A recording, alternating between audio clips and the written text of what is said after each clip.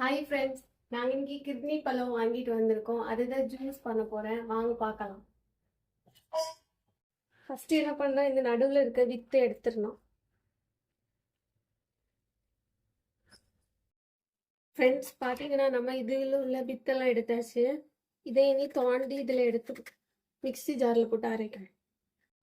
நம்ம இப்போ தோண்டி வச்சுருக்க கிட்னி பழத்தை இதில் போடணும். மிக்ஸி ஜாரில் போட்டுட்டு சீனி போட்டுக்கலாம். நீங்கள் இதில் பால் கூட ஆட் பண்ணி, இதில் இப்போ பால் இல்லையா, அதனால் கொஞ்சம் தண்ணி ஆட் பண்ணி தான் நான் அரைக்கிறேன். இப்போ நம்ம மிக்சியில் ஜூஸை அரைச்சாச்சு. இதில் நம்ம வேக வச்ச ஜவ்வரிசி இதில் போட்டுக்கலாம்.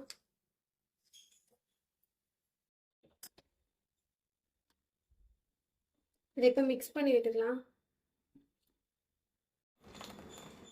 இப்போ பார்த்தீங்கன்னா சுவையான கிர்னி பழ ஜூஸ் ரெடி. வாங்க நான் குடிக்கிறேன்.